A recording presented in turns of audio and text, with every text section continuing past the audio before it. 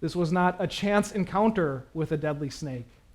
This is the reason that Jesus came into this world.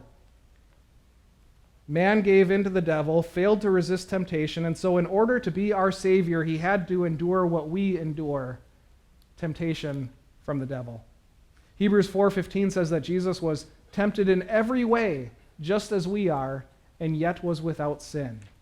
So whatever sins you've been giving into, whatever sin has been tugging at your heart, Jesus knows what that's like because he's been there before.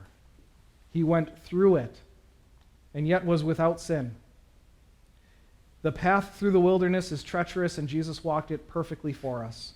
In Romans 5:19, we read that for just as through the disobedience of the one man, that's Adam, the many were made sinners, so also through the obedience of the one man, Jesus, the many will be made righteous. So Jesus was brought by the Spirit into the wilderness to prove his obedience to the will of God, to do what we could not, resist the devil's temptations. Now it tells us about 3 temptations that he encountered there in the wilderness, and there must have been more than 3 because he was tempted in every way, just as we are.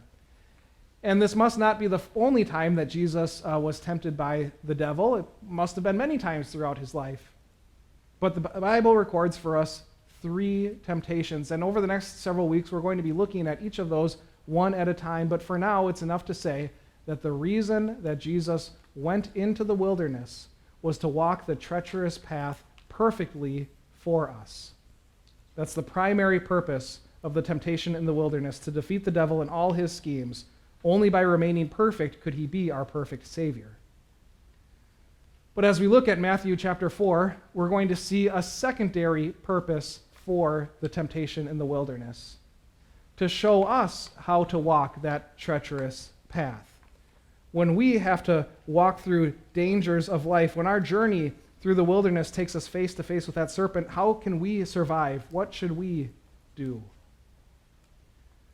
Well, let's start with the preparation. Anytime that you take a long trek through the woods or through the wilderness, you go on a hiking trip, it's a good idea to plan and train beforehand. You're going to have to train for the long miles and the change in elevation. You're going to have to learn how to navigate. You're going to have to think through different scenarios that you're going to encounter. You're going to have to be very deliberate with what you have on hand and what you bring along with you on this journey. Now, Jesus knew exactly what was laying ahead for him. He knew that he was going to encounter the devil, and so he prepared for this task by practicing a spiritual discipline. It says here that Jesus was led by the Spirit into the wilderness to be tempted by the devil. After fasting 40 days and 40 nights, he was hungry. Jesus knew that going up against the devil was going to be dangerous, that it was going to be difficult, especially if he was going to set aside the full use of his heavenly powers, right? Because he is the Son of God. He could snap his fingers and the devil would be gone, but he wanted to face the devil as a man. So he set aside those powers in order to face him in the same way that you and I face temptation. And in order to do that, he's going to have to prepare.